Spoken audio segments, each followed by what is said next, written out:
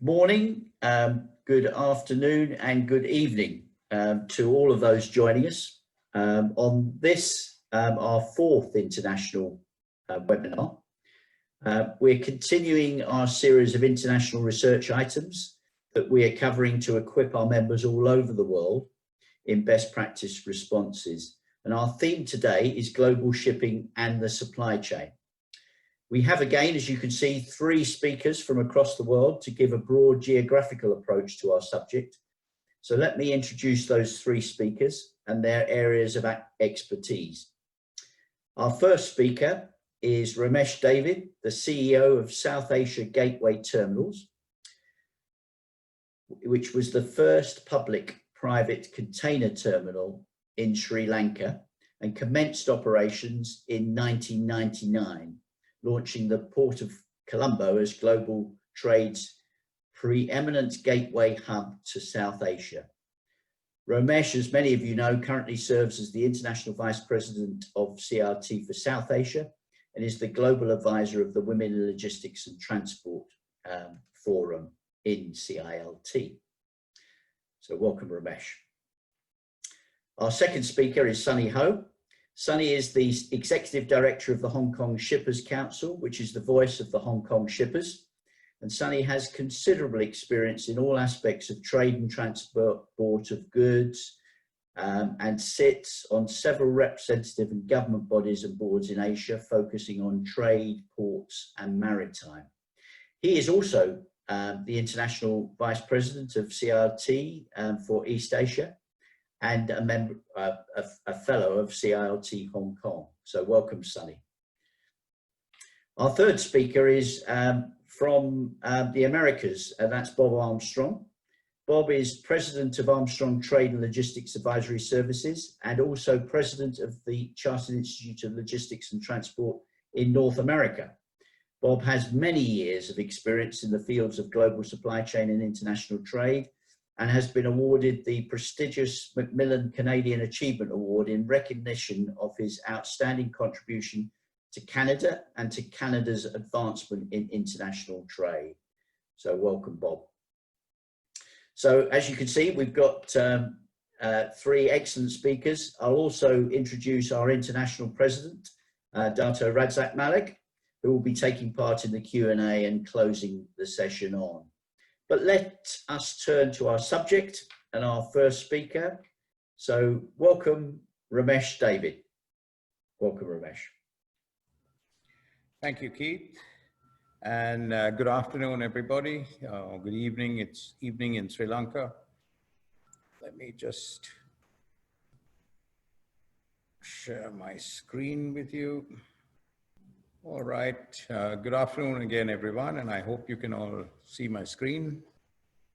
I'm going to try and cover in 5 or 6 slides, something that reams have been written about over the last 3 months, but I'll try and give a quick overview of what the impact has been on global container shipping and how that in turn has translated into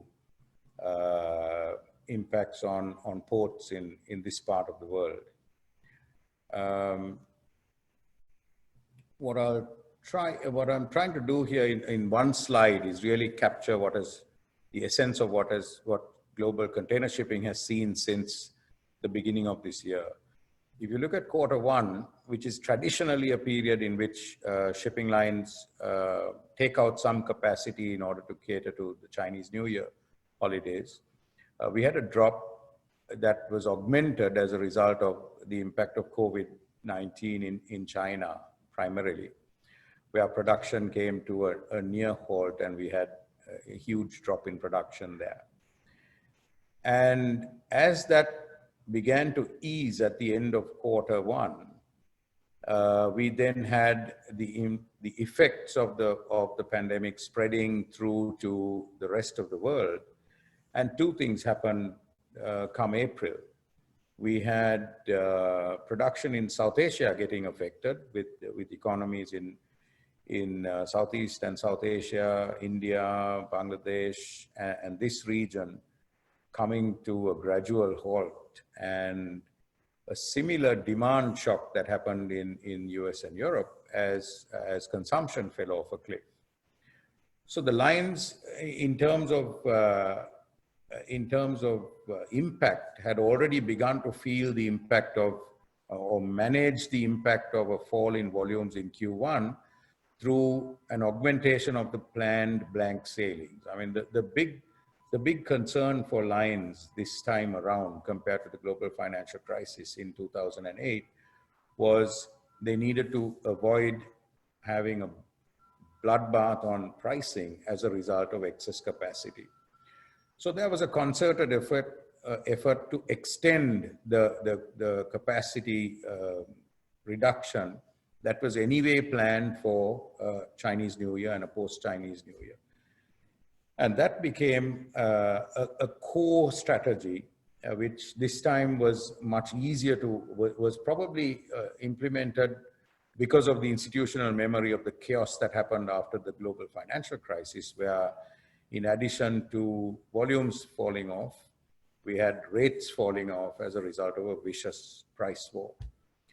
So there was relative success in amongst the lines in taking capacity out that were driven by a few factors. Compared to 2008-9, there are a lot less global shipping lines today, and those that are there are in major consortia. So really managing the withdrawal of capacity was a lot more concerted and a lot more focused. This resulted in more than 500 blank sailings in the first 5 months of the year, in the first 4 months of the year, which in turn helped to keep freight rates at pre-COVID-19 levels. And there was no appreciable dip in freight rates on the Far East Europe, on the Asia-Europe trade lane. In fact, because of the blank sailings and the paucity of resultant paucity of equipment, there were in fact some improvements in head haul rates, in the backhaul rates from Europe to Asia, because of a capacity, because of the hold on capacity. These blank sailings varied by location, from 15 to 25% on the Trans-Pacific to over 25% on the Asia-Europe, and almost 50% on Asia, South America, East Coast and South America.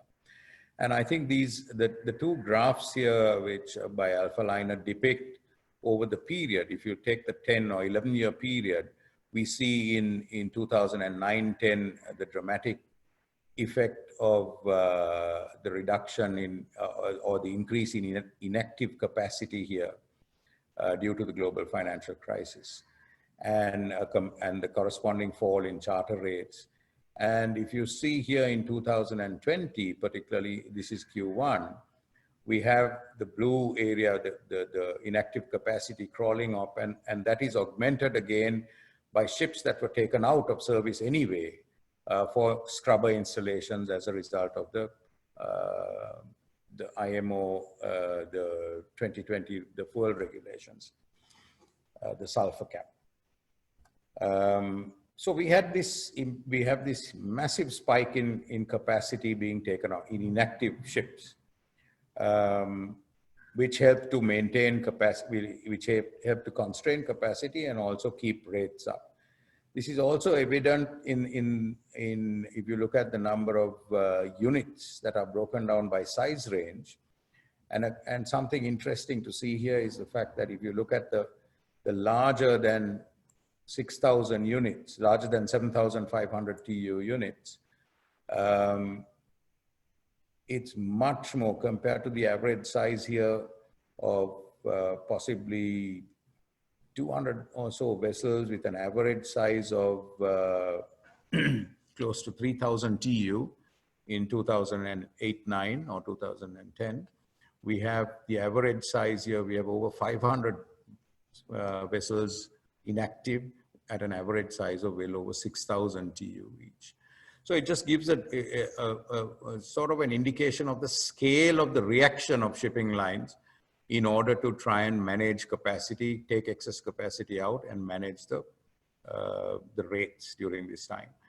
There was also some help in terms of the collapse in oil prices in March and April, towards the end of Q1 and the beginning of Q2, which helped to mitigate somewhat the loss in revenue as a result of the collapse in volumes. So that was very quickly on the shipping line side. They were faced with the twin whammies of volumes falling off, both as a result of the drop in capacity, drop in production, as well as then following soon after as a result of the drop in demand. And they expect projections for the full year of 2020 are anywhere between 10 and 25% drop in volume on the primary trade lanes, which is Asia, Europe, and the Trans-Pacific. So the jury is still out on that, but there is undoubtedly going to be at least a 10% drop, with some estimations going as far as 25%. Moving on, what did this, we talked about the drop and how did this translate into ports? And the two tables here, particularly the graphs, clearly show volumes in China, or the top 10 container ports in the world, 8 of which are in China. The huge fall that happened in Q1, post January 2020. And all these ports, including ports in North America, where you had LA Long Beach, who is the only North American port in the top 10, coming down quite sharply. And this is visible if you take the top 10 Chinese ports. We have an average of all China ports coming down by 10%, but a 10% of a huge number. So it's quite a substantial fall. And then we see that same sort of March fall as it started to recover, as production in China opened up, and in April numbers started going up again. We see clearly moving to Asia, to South Asia, where in April we saw Indian ports losing about 21% of their volumes, right across all ports, all major ports, except for Goa, which did not have a decline, but that's mainly because of their bulk cargo. But if you look at the major ports across JNPT on the west coast, northwest coast of India, to the south and to the east coast of India, we had double-digit declines. Moving on, this is extremely clear. It's reflected also in Colombo, where we see container throughput coming off year on year. There was growth until March, and then significant falls in container volumes. And April was 25%. May has just completed, and we've dropped a little. Year on year is close to 20%. And we see the dramatic falls also in container vessel calls in Colombo. And this again is reflective of the blank sailings, and is reflective of what happened in South Asia in general. So moving on, what did this mean? I mean, the shipping lines, I covered the drop, both the drop at source and at destination, and the drop in capacity. And this is reflecting on the ports, obviously in throughput, which has a direct bearing on revenue. And also in terms of what the ports have to react to their customers, because the shipping lines are there is pressure on overall port costs, not just stevedoring, but overall. So that is an additional pressure that has come to bear on lines. And there are also some concerns, because although not as vulnerable as they were during the time of the global financial crisis, the collapse of Hanjin is still very fresh on many people's minds. And both vendors as well as shippers have worries that lines could falter. I mean, these are unprecedented drops in revenue that on the back of costs. It also means that shippers, as a result of this action, cargo owners have had less choices. It gives the bigger carriers a much greater negotiating power, both in holding rates and in terms of their costs. And the alliances, the fact that there are now essentially four major alliances around the world, gives massive changes. The terminals also had to deal with physical constraints. How do we manage crew changes? Ports, almost all ports around the world simply banned crew changes. So they stopped crew coming off ships and crew getting on ships. That created a huge problem, which still persists in terms of you have crew sitting on ships for months on end that really should be going home, and new crew coming on. So that's a huge problem. Visitors to terminals had to be stopped entirely. So cruise terminals in particular, it's a huge hit. Looking forward, as we've seen, there is the potential for outbreaks. Terminals have kept running 24 hours a day, non-stop. But in the event of a second wave, in the event of an issue with terminals, there isn't an unlimited supply of people to replace workers who are affected by, who may be affected by COVID. So quarantine issues could pose a problem. And obviously the fall in volumes has meant that there's capacity available now. This 20%, which has available port capacity, has created will create, we think, heightened competition amongst the ports. Particularly ports that are dependent on trans-shipment business, which is extremely mobile. And looking ahead on the flip side, I think there is a kind of a back to basic trends.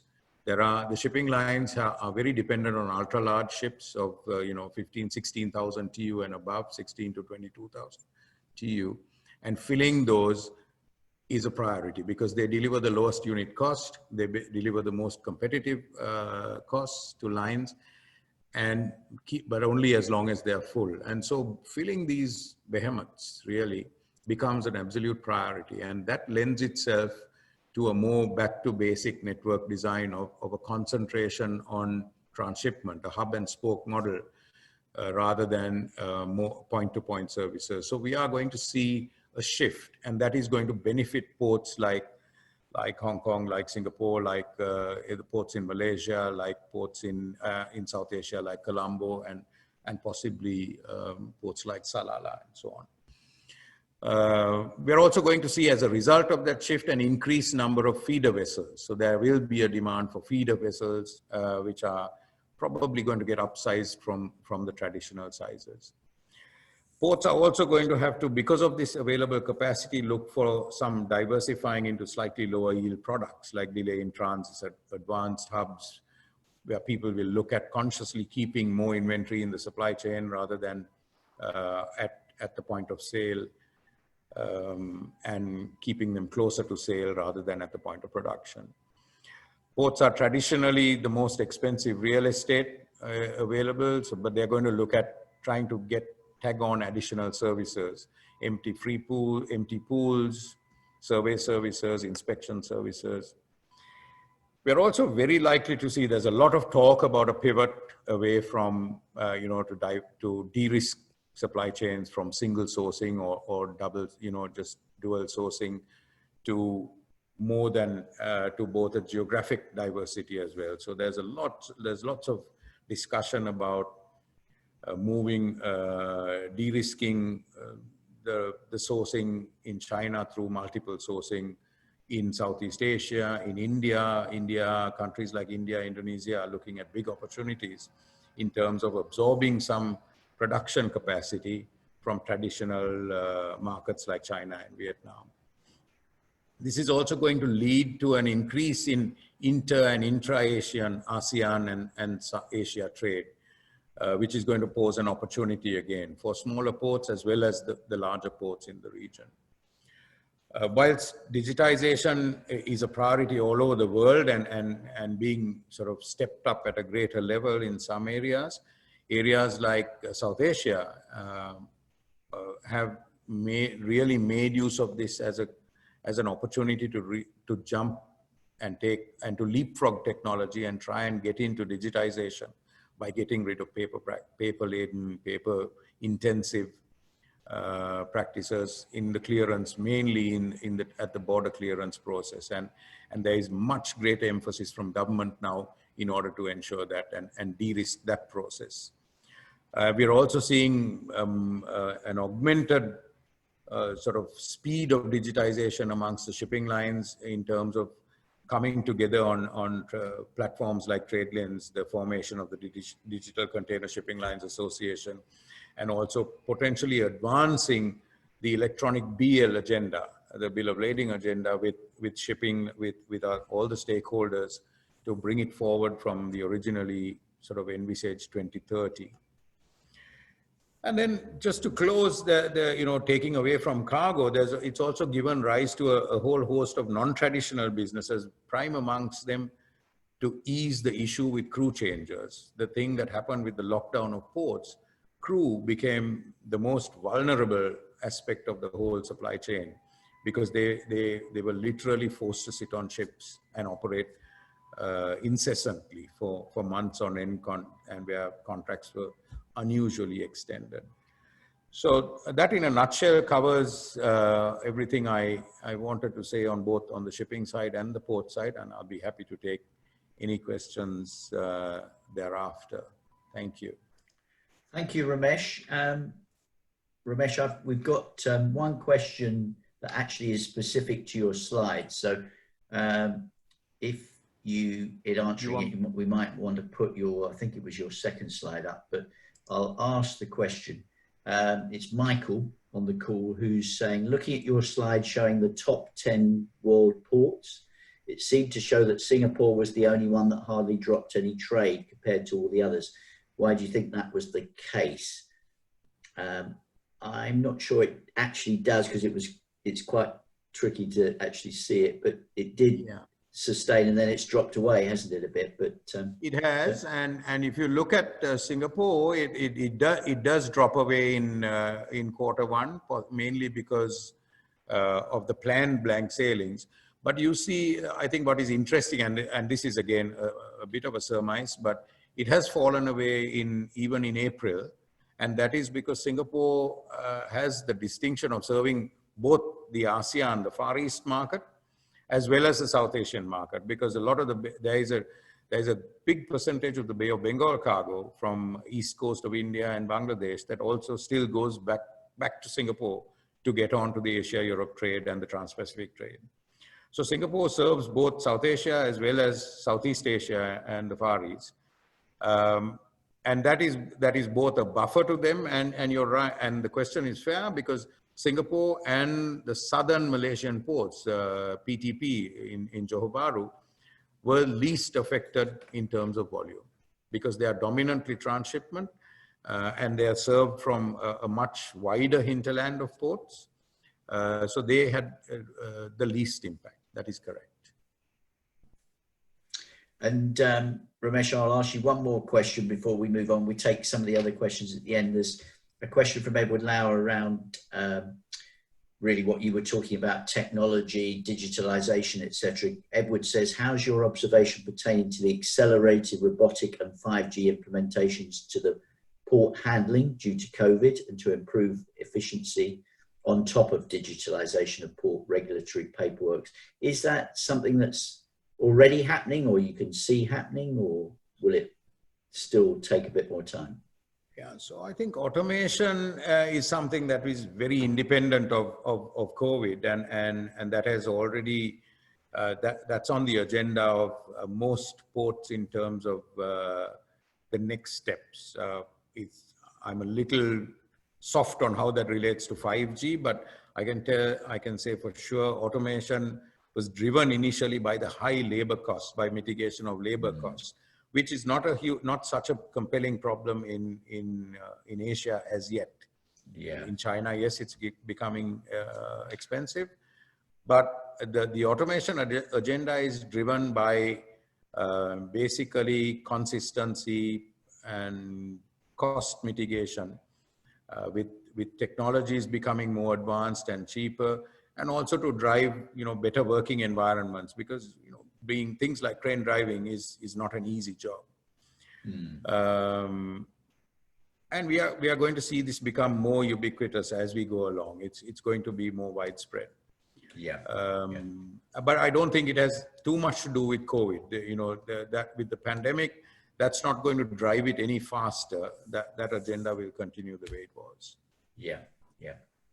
Okay, well, we've got time for questions to the panel at the end. There's a couple more questions come in, but I'll move now to our second speaker because this will give us another perspective, this time further east, from Sunny Ho. So, Sunny, can I pass the floor over to you for your presentation? Hi, everybody. Instead of 8 slides that Keith requests, I have 30 slides. But don't worry, I promise I'll keep it to 10 minutes. Well, I will be focusing on changes in the supply chain in the COVID-19, post-COVID-19 situations. We all know that the COVID-19, they have really a great impact on the supply chains. And then while looking at when the epidemic is over, then what changes will be made to the current supply chain. But however, before we come to the trends, then it is important actually to understand the challenges, as well as the mitigation measures, and also the changes over these few months. All right, China locked down the nation at the end of January. Traffic stop, factory close, the domestic traffic and inter-provincial traffic and long haul. And not only it affect the productions in China, but very soon, then we found that there's a ripple effect. This is a article published on the 5th of February, just 2 weeks after the China closed down. The automotive makers in Korea, Hyundai first, and then General Motors, Volkswagen, Toyota, they found that they are unable to sustain the productions because they found that a lot of parts are actually coming from China. In order to tackle that kind of problems, then there are a lot of suggestions for the changes in the supply chain. There's a lot of literature, including that, well, instead of the single sourcing, now we should be focusing on the multiple sourcings, establishing separate and independent supply chain elsewhere from China. And then, of course, for the supply chain, we have to look at every single supplier, every single sector, single link to ensure that, to find out the strategic part, the weakest link and all that. Well, someone call it is a transition from globalization to regionalizations. And then we should all look at establishing flexible and adaptive supply chains. And as a result, they will be seeing an acceleration in digitization and cloud usage. In the business, it would be a technology-led model, business models. And there's an urgent need to reduce dependency on physical labor across transportation, logistics, and warehousings. And for production, well, they should look at modularized production and to have adapt lines in due to the demand changes. And for the businesses, then that we have to rely more on cloud in order to make the decisions. We are in the shipping and logistic businesses, and therefore for shipping and the logistic industries, the challenges would be on visibility and reliability. As Romesh mentioned, that carriers have canceled sailing. There's a lot of blank sailings, and also even the booking acceptance declines, rejection, changes became chaotic, and even for the freight rates. It's not only rising, but rather, that carriers and then the freight forwarders, they may have to actually unable to honor the prior commitment in terms of the service contractors and all that in order to secure the cargo on board. And then we also found that the port closed, traffic put on hold, schedule changes, and that disrupted the operations and services substantially. Even for the air freight, we found a capacity crunch due to the cancellation of the passenger flights. However, the situations keep changing. Initially, we think the production elsewhere in Southeast Asia mainly could provide an alternative solution from China. But however, entering into February and even later in March, we found that the productions in areas like Vietnam, Myanmar, they are unable to provide a substitute solutions. Mainly, a lot of parts and raw materials and actually came from China. For these manufacturers, for the low value added products, they are able to maintain 2 to 3 months raw materials or parts, the production inputs. But however, for the higher end value added products, usually the inventory is much smaller, like 2 to 4 months. Manufacturers may tend to find alternate sourcing like from India, Kenya for cotton yarns, fabrics and all that. But however, before that became materialized, these economies, they started lockdown. As early as in February, it's already been reported that the factories in Southeast Asia are unable to continue the productions. So before we come to portray a post-COVID-19 in industry scene, then we have to look at the pain points, the challenges for the procurement managers, for the manufacturers, and we'll see whether the supply chain could be able to offer them solutions. Well, for the procurement managers, the greatest problem indeed they found, there would be a delay in order or cancellation of order, 75% of them. And then they found the production have to stop, 65. And then these logistic disruptions. And internally, cash flow remains the single largest issue, followed by the closure of shops, retails, outlets, and all that. And then the difficulties to liaise with the supply and producer became the third. The problem they are facing or the difficulties they encounter are roughly the same. For external factors, it's the cancelled orders, and followed by contracted businesses, and then delay in shipments. And internally, again, cash flow is always top the list, and then insufficient earnings for workers, raw material part shortages, and then production and cost increases. Now, the question would be, how could the post-COVID-19 supply chain cope with these challenges? Second, what will be the priorities? And third, who are in a better position to implement these changes?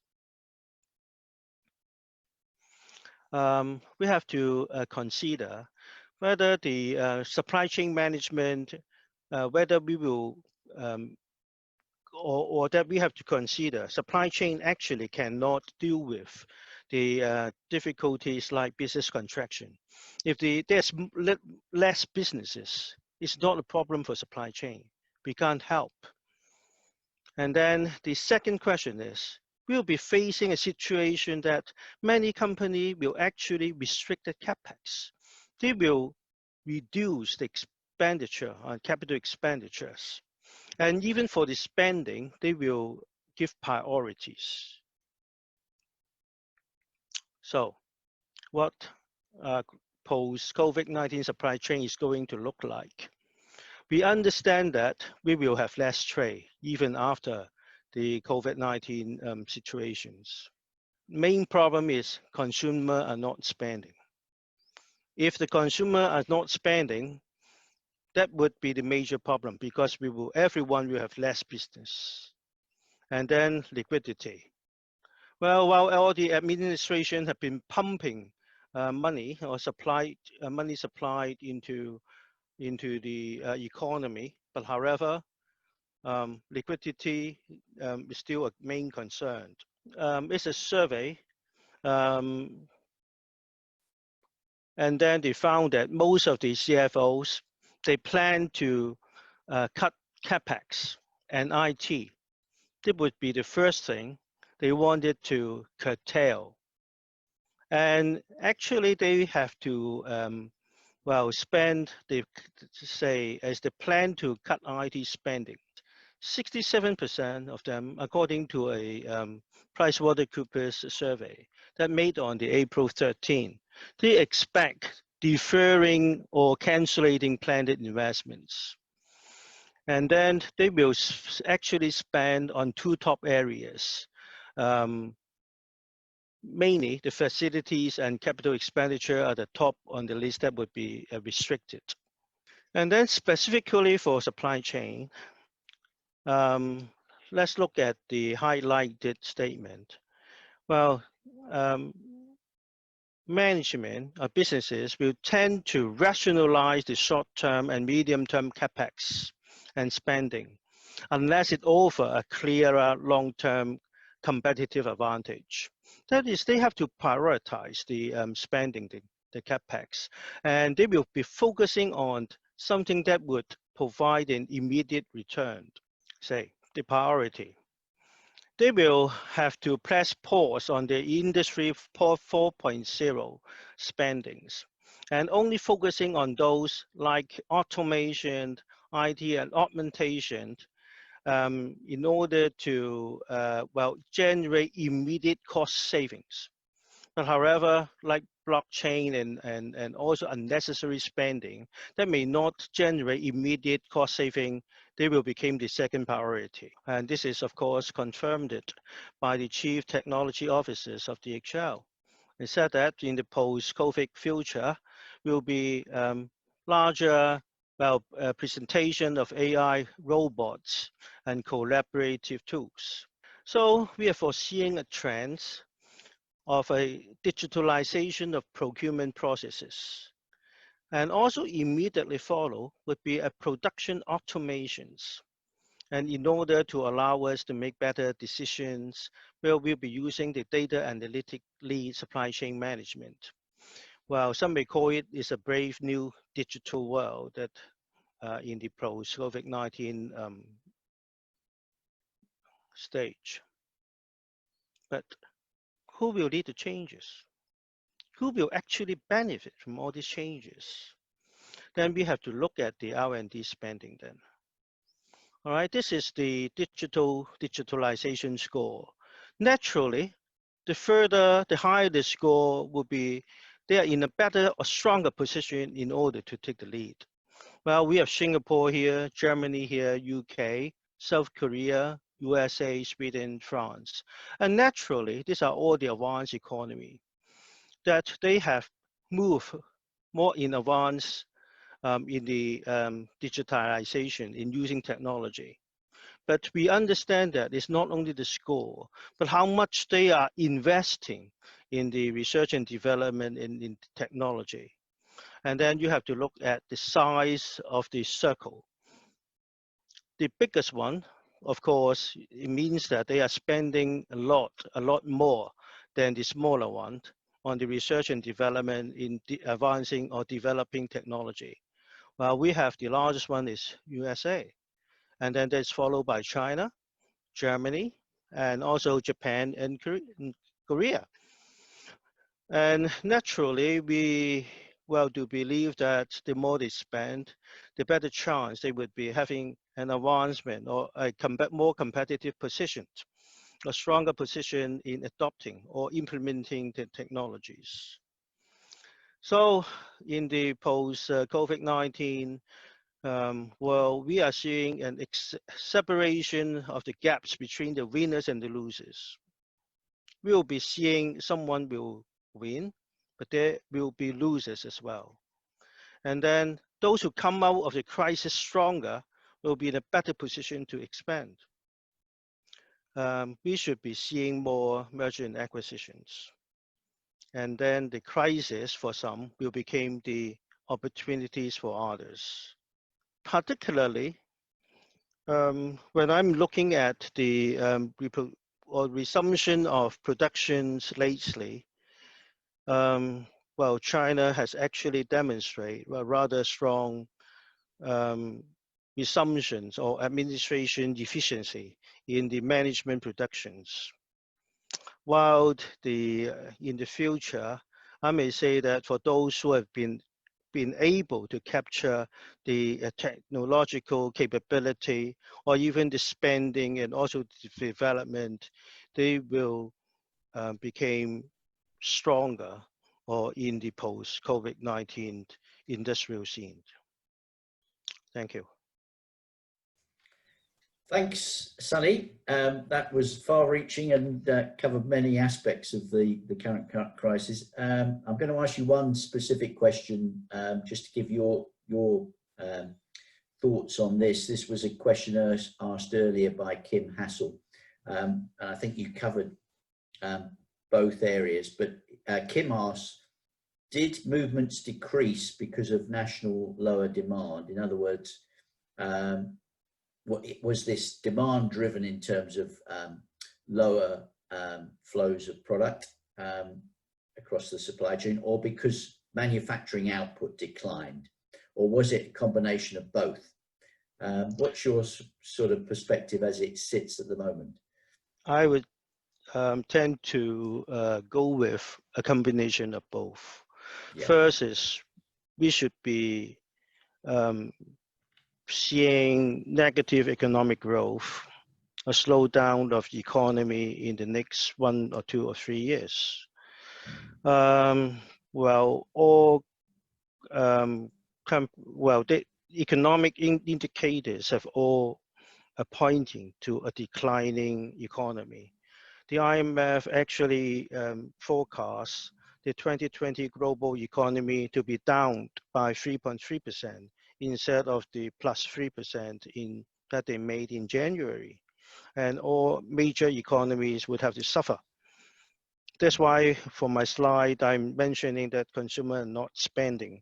Although that someone actually would forecast a V-shaped development, but I would doubt very much. Yes, after the economic, the COVID-19 epidemic, which we are still not seeing the end actually. And then we don't know when actually that will be all over. But even if it's over, then we have to deal with all this aftermath and all that. Even though if it's a V-shaped rebound, that is all due to the low inventory, rather than a resumption of the full power of consumption of all the optimism and all that. We own economies, including the advanced economy and the developing economy, we are seeing a substantial increase in unemployment rates. And this unemployment are not going to go away or rebound quickly. So yes, because of the low inventory, that will lead to a rebound in demand. But however, at the same time, we should be expecting a longer period of a soft economy. And that will lead to a demand they may want it more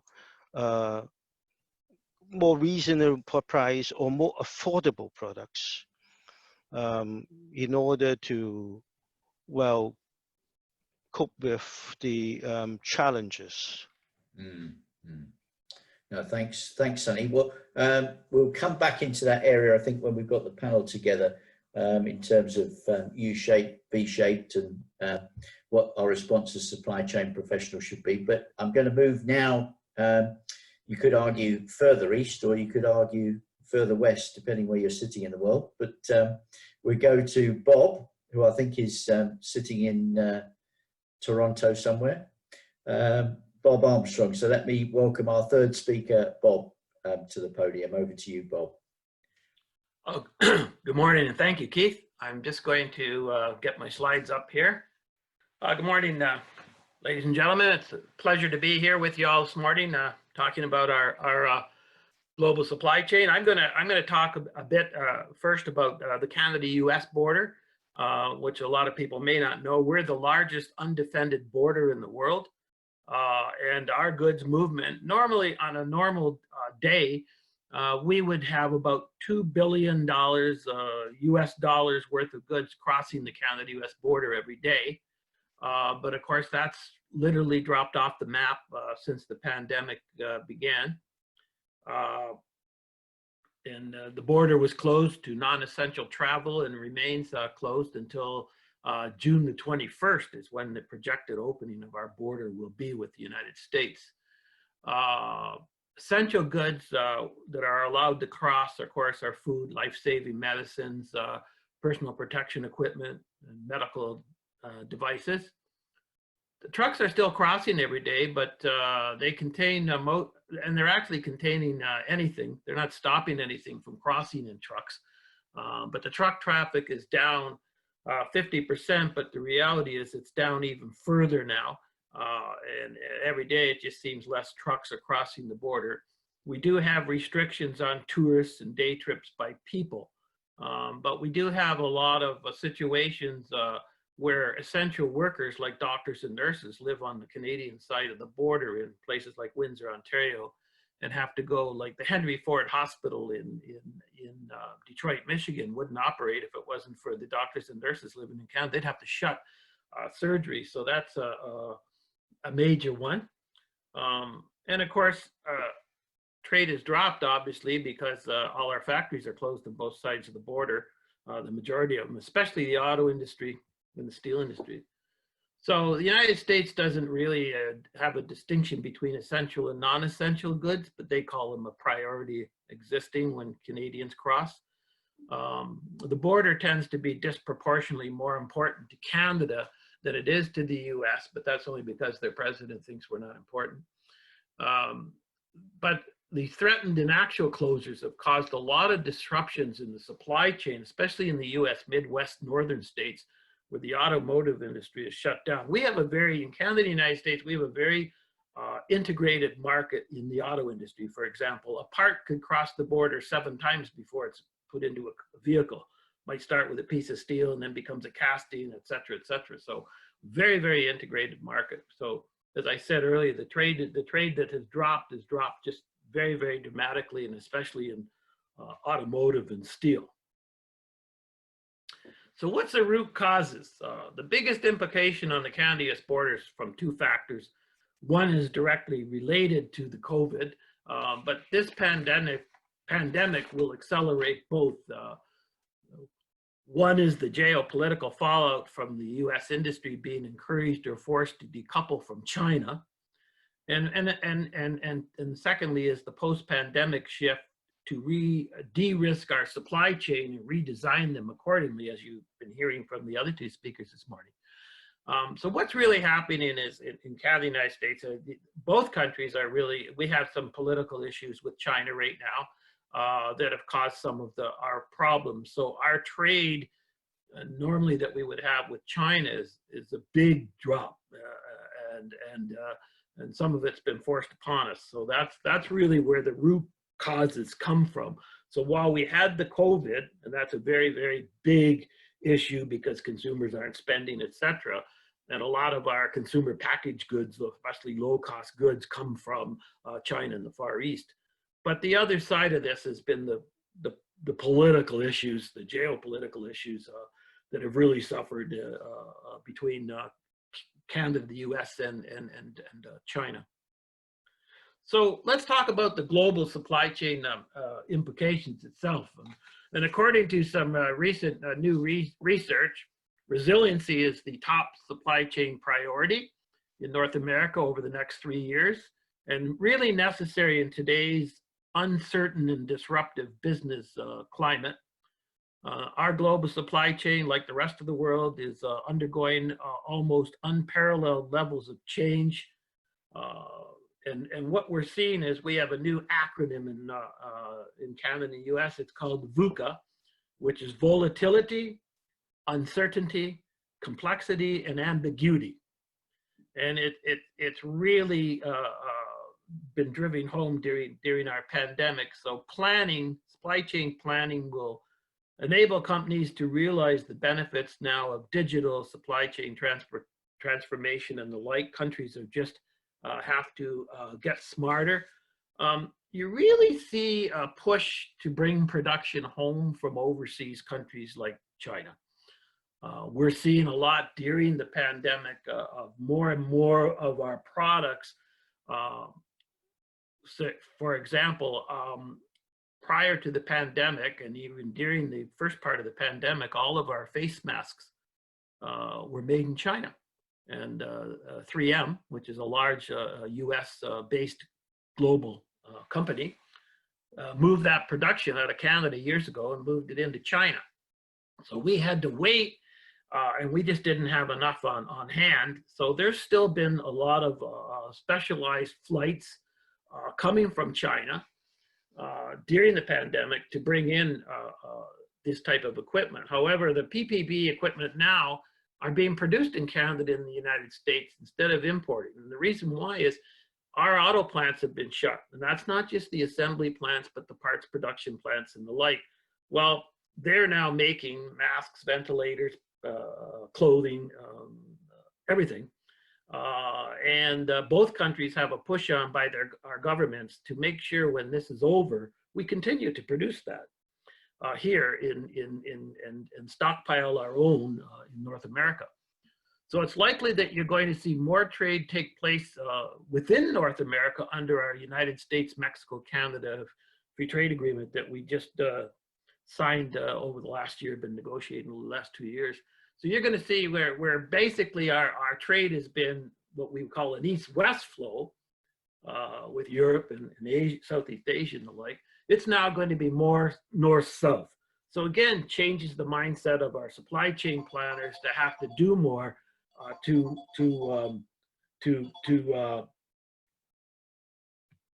move their goods and work with suppliers and work with all the service providers.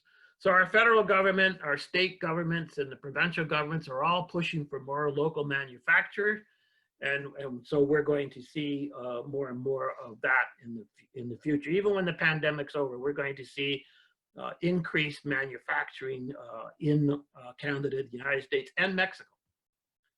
So I wanted to just talk a little bit about so what's happening with our modes of transportation. And you know, obviously air cargo is enjoying a spectacular increase in pharma and medical supply movements due to the urgent nature during the pandemic. However, air passenger traffic is down 98%. And that's because basically you can't fly to Canada anymore or the United States only in special circumstances. And that's generally been when we've tried to bring Canadians and Americans home from abroad. So what's happened is we're now relying on air cargo freighters because if here in North America, and I'm sure in some of the other countries of the world, passenger planes, the belly of a passenger aircraft carried a lot of our cargo, mail and everything else, but a lot of cargo in everyday passenger planes. Now that's gone, so therefore they have to use freighters and air cargo freighters. In fact, we just, Canada just made a huge order with China, about 1.6 billion pieces of PPE equipment that will be flown in. And some of it is going to come on the ocean because it's too much, so they've ordered some on the ocean. So what we're seeing is air cargo is actually increasing, and that's a good thing for the air cargo industry because our airports are suffering, just like our ocean ports. Cross-border rail traffic is actually down now 65%, and again, due to the closures of auto, steel, and other production facilities. But our rail traffic is down because, of course, we connect to our ports in North America, and especially in Canada, it's rail that carries probably 95% of the goods to and from the ports, the ocean ports. So the rail industry has really suffered, and what you see is the intermodal yards and all that. The business is very, very much down. So and you're seeing some modal shifts, not a lot yet, but there's going to be when this is over probably. And as our two previous gentlemen spoke, ocean carriers have been canceling sailings to and from North America due to the lack of cargo. Container traffic's down 35%. That's actually down, that was back in April, which means it's down even more so now. So what we really are seeing here is the pandemic triggering much innovation across the supply chain. We've even got, for example, drone deliveries of medical supplies and drone deliveries of pharmaceuticals across the Canada and the US. You've seen drones picking up. But in the air cargo industry, I just wanted to mention some changes that we're seeing and we're going to see even when this pandemic is over. There's an opportunity now. It's presented an opportunity because of the lack of passenger planes flying.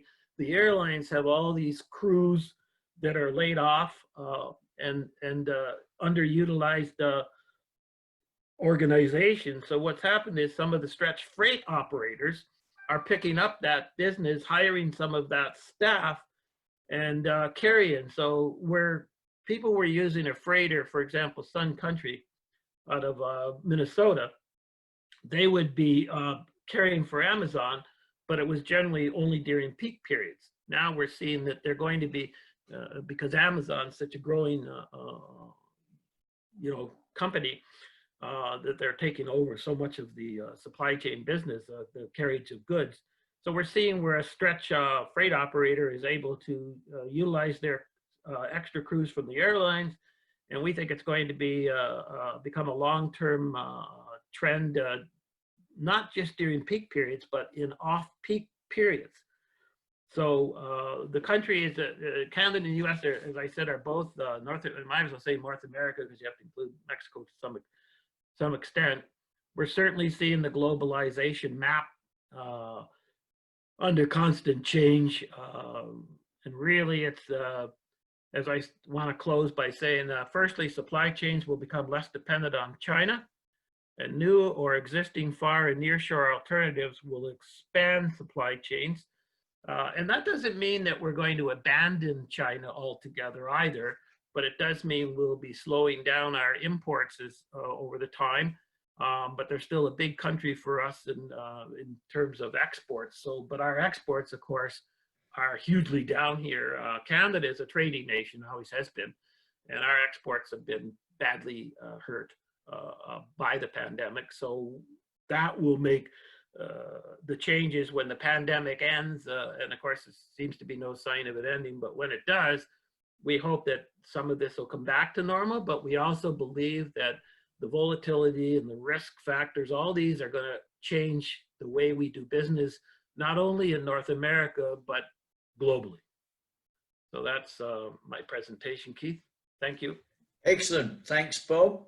Well, that was again, a very interesting perspective, particularly on regionalization and some of the pressures coming into play that were there, as you mentioned, Bob, beforehand. There's a question just on that subject, which I'll ask you before we go to the wider panel, that's just come in. In fact, Edward Lau and Dabney Shalholmer both ask around regionalization. And I think, as you observed, Bob, that some of these political dimensions were happening before the COVID crisis, but Edward asks, observing the recent shifts in the political agenda of the world top economies, there seems to be a rapid realignment of sensitive raw materials, key components, crops and foodstuffs. As such, what's your view of the supply chain and the supplier network reshaping going forward? So it'd be interesting to just get your perspective in terms of time. I think you're indicating that the COVID crisis is only going to push this regionalization further and faster. But Edward makes the point here that it took 2 or 3 decades before the Western world offshored successfully to China. So how quickly do you think it will come back in the North American context? Well, that's a very good question. We feel that in a lot of instances that some things are going to be now remain being produced here. But still, if you look at from a shopping point of view, the consumer, our low-cost country, the low-cost country producers will still have business. You're not going to bring everything home because our labor costs are very high here, and as long as that exists, we're still going to be countries, Canada and the U.S. We're still going to be importing what you call the low-cost country goods. I think there'll just be a subtle shift in where it comes from. I think that we will reduce our dependency on China, but we will buy more from Vietnam and Bangladesh and all these other countries in Southeast Asia, as well as Europe. So I think that's where you'll see the change. It's strictly, but I do not think the world's going to abandon the issue of buying from low-cost countries, producers. I think that will stay. We will produce more at home, but I still think Canada will still be a huge import nation, and so will the United States. Yeah. Excellent. Well, I'm going to open it. We've got time for about maximum 10 minutes of questions, which usually means we can get through about 3 or 4 at most. I want to focus on those who've asked the questions dialing in. And there were some earlier questions, particularly around carriers. We're looking at consolidation. I know, Romesh, you talked about consolidation effectively on global shipping. And there's a couple of questions from Usman related on that in terms of the loss of capacity. What will be the implications of charterers and cargo owners? And then Rishma Yusuf from Malaysia is asking, looking at the changes mentioned on the landscape of shipping and growth of feeder services, how will that affect ocean freight rate and commitment to IMO's sulfur cap? So there's an environmental dimension in there. Romesh, would you like to sort of just comment on those couple of areas? You'll need to unmute. Yeah, excellent.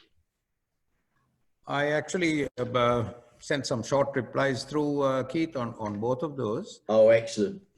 So it's on the site, but sorry. Yeah, no worries. But to take the question of freight rates, I think the current makeup of alliances which have helped to keep the capacity down and planned capacity being taken out will ensure that freight rates are kept at pre-COVID levels and possibly even in some cases even higher. So I think, and that'll, and obviously this capacity being taken out will have a flow through impact on charterers and owners. And we can already see charter rates that have come down. We can already see, and this is across all vessel types. And we can already see people, sort of owners having to now look for what to do with return tonnage. So that's going to, I think, be a feature of the rest of the year at least. Having said that, there are some signs that the blankings are being reviewed for the latter part of Q2 and early Q3. So we may see some of those blankings being reduced. On the sulfur cap, I don't think that's optional. That's here to stay. IMO 2020 is now law in most countries. So you cannot burn high sulfur fuel. The lines have to use very low sulfur fuel or have scrubbers. Now, interestingly, from shipping line economics, the cost of scrubbers really, the payback on scrubbers really took a bit of a beating with the drop in oil prices and the shrinking of the margin between high sulfur fuel oil and low sulfur fuel oil. And the differential has now come down quite significantly. So lines that did not have an aggressive scrubber policy are probably feeling now the benefit of not having that capital investment, but also having low fuel prices. But whether the sulfur cap itself, I think 99% or 95% of all territories around the world have adopted it as law. So, and it is law now.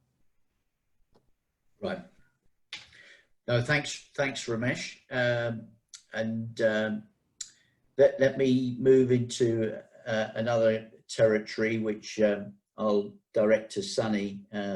This question, Davni Shalhomer spoke around the philosophy of regionalization. You certainly mentioned that was an aspect that's going to be again accelerated by what's happening across the globe. But within that, you also mentioned around cost and cost pressures. And so Davni says, post-COVID-19, we anticipate an avalanche of cost recovery by carriers, ports and other service providers. Sunny, do you have an institutionalized tariff negotiation mechanism, and how successful have you been in the past with carriers? You'll need to unmute as well. I'm just doing that, yeah. Excellent, thank you. The liner shipping industry had experienced ups and downs in the last few decades. And I think they learned the lesson, although that there's a lot of surplus capacity, idle capacity out there, but they found a way how to keep the freight rates up so that they could stick their head above the water. Liner shipping is a very open economy with almost free entry and exit. And what is restricting that actually is the businesses. Well, essentially it led to merger and acquisition in the last decades and to operate under the consortiums so that they could lower the cost by collective bargaining with the vendors like terminal operators, container leasing companies, bunker companies, and all that. It seems that they tended to form it into now a patent, or at least to find a way without the fear of being charged of a collaboration by competition authorities or price collusion, but at least they have maintained the freight rates. If they are able to do that at these current levels, they may be able to go through the current storms. But however, unless there's another few decades of rapid globalization with the production shift from the East to the four dragons, Japan and the four dragons, and then to China. I doubt we are going to see that, at least in a few decades. And I would expect the current seems a rather delicate equilibrium would continue, unless it's a very strong outside force that would break the equilibriums. Thank you, Sunny. Thanks for stepping into that territory. We've got so thank you very much to those who've asked the questions. And I think we've covered most of those. I just finish off with a general question for all of you, just to answer very briefly, and just in terms of your perspective. So Sunny, in his presentation, mentioned the need for supply chain professionals to remain flexible and adaptive. There is still, all of you as presenters mentioned the fact that there's still a lot in play and a lot that's unknown, really. When is your feel that we will start to see some of the permanent changes to the global supply chain? Will it be next month? Will it be in the autumn, or will it take longer? Just a perspective on how we as supply chain professionals should see this playing out, or is that an impossible question to answer? So Bob, would you like to give us a perspective from North America? Sure. I don't think it's an impossible question. I think it's already begun. And I think it will continue. I mean, even if you looked at Canada, the United States, we're big exporters of commodities. Mm. And our commodity exports to China, for example, have dropped by billions of dollars. And we don't foresee that coming back. That's just one example. So we feel, I think here in North America, the changes that we've been undergoing will continue. And so I don't think that even when COVID ends, that we're just going to go back to what we called the normal way of doing business. We're not going back. The only caveat to that would be multinational firms who tend to totally look at the bottom line. That's the challenge, because they may still, take 3M. Is 3M going to take that factory in China and put it back in the United States or Canada? Probably not. They'll keep it there, but they may keep it there to service all the Southeast Asia, for example, and then produce here. So I think the types of shifts we'll see will not be a dramatic closing of foreign factories. It'll be a downsizing and a regionalization. So those foreign factories will do that region. And what we're seeing North America will once again, which President Trump has been pushing anyway during his administration, will return to more manufacturing will occur under the USMCA. Excellent. Romesh, short answer from you. Oh, you'll have to unmute. I agree fully with Bob.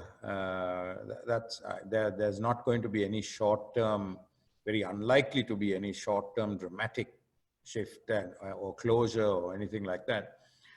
But there will be a realignment, and I think there will also be, if I take Sri Lanka is a very small economy by comparison, but this has exposed a lot of weakness. We have a heavy dependence on garment, on the export of ready-made clothing, for example, that are, virtually only destined to Western Europe and the US. Now that's an industry that has got hammered. So there needs to be a quantum shift in how economies like this address their exports. And I think economies like India and Indonesia are going to benefit by also having people looking at them for de-risking. So, but to answer your specific question, Keith, about in the near term, the changes are here, but giving effect to them is going to be, I think, a slightly more medium term. There's not going to be a mad rush to. Yeah. We are seeing that the resolve to de-risk and to do that geographically. Yeah, but we'll take time. And Sunny, similar perspective from you, or from where you're sitting? Well, I put in my slide that is from globalization to regionalizations. I think that would be the trend. However, I found that it's a little bit more complicated than it may appear to be.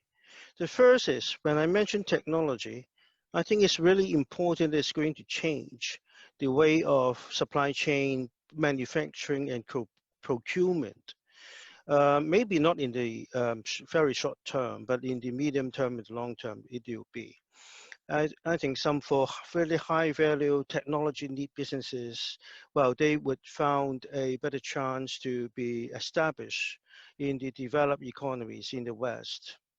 But however, for the lower value productions, because all this epidemic lead to a sudden realization of the vulnerability of the current supply chain. But however, to find substitute or alternative completely independent supply chain would be very difficult. Say, even though they may have established manufacturing facilities in places like Vietnam, Myanmar, Cambodia, even maybe India and all that. And then establish the whole supply chain with all parts and all this technology support and all that, even capital and management staff, will be very difficult. It may take 2 or 3 decades, and it may not be complete.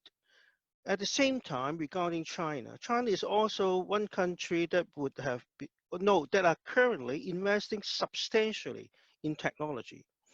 In that sense, when you understand that how important the um, automation, robotic productions, AI, and that again would be a very important factor that would be affecting the future production scene.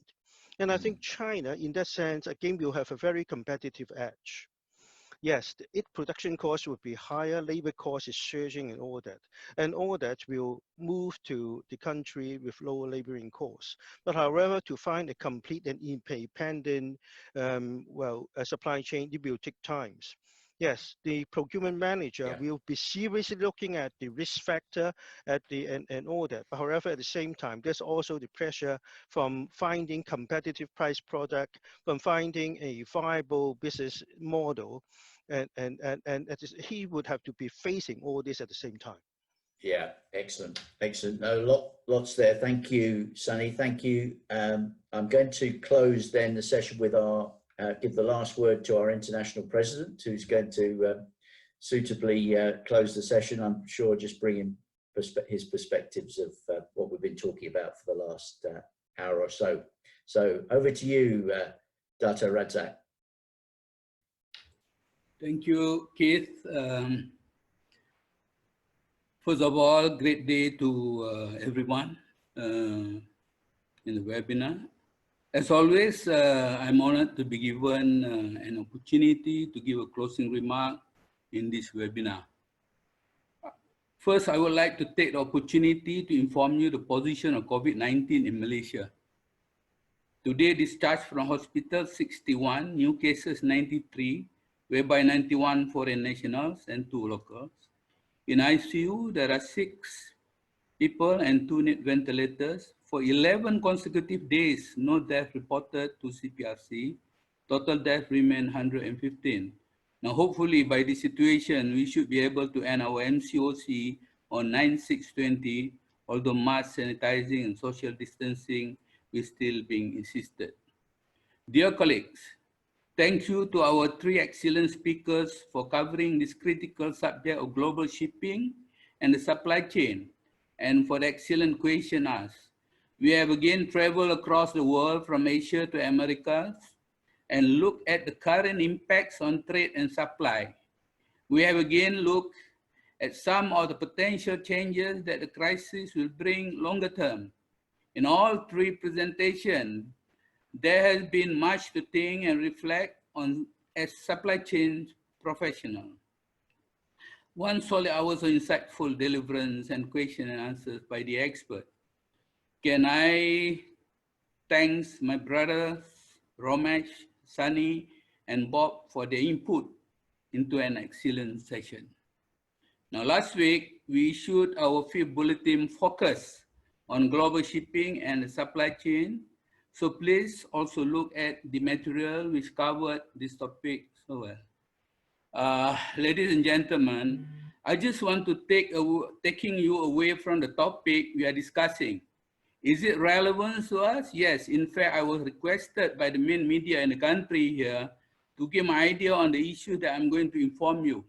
It's about transport aspect of CILT and is the impact of COVID-19 we are all discussing, I believe. We are still in the midst of COVID-19 pandemic. In Malaysia, it's a phenomenon that drunk drivers became the hot topic and front page news to all local medias. Why it happened during this trying time for Malaysians? Is it because of lockdown, people get easily agitated or frustrations? Or too many roadblocks to control movement and to enforce strict rules and order? According to Kuala Lumpur Traffic Police Chief, up till May this year, police recorded 9 road fatalities related to drunk drivers as compared to throughout last year, it was only 9 road deaths due to drunk driving were recorded. Severe punishment to drunk and drug influenced drivers is imperative, timely, and critical. Not a day lately that the media did not report about drunk drivers now and killed bikers and other innocent lives. Families mourn the loss of their loved one. Much more painful when it happened all of a sudden. How do we overcome this menace? Is jail and Act 45 and Act 333 Penal Code or Section 302 mandatory death sentence enough to deter them? My gut feeling is that every single drunk driver caught, there are hundreds of them escaped from any incident. It didn't deter them from the harsh penalty imposed on them. So while education and public empowerment is another option to overcome the problem, to me, time for the authority to consider ignition interlock devices which has installed in person's car to measure the amount of alcohol on the driver's breath. With that, police can easily nab them in sobriety checkpoint. Hopefully, someone will pick this idea and seriously discuss it on a conference or webinar, because I believe drunk and drug-influenced driver is a global problem in many ways. My dear colleagues, this webinar has been recorded, so please share the recording with your members and colleagues in your country and region. Join our online discussion and participate on our international and brand social media platform. Our next topic in our series is business continuity and risk. Please share with us your local research and expertise in this area. We will issue a bulletin on that subject on June 11 and hold a webinar on 17 June. So please add that date to your diaries. Stay safe, stay healthy, and stay at home. Thanks again for joining us. Stronger together. Goodbye and good night. Thank you very much, Dato, and thank you to our speakers again, and particularly to the participants. So have a good day.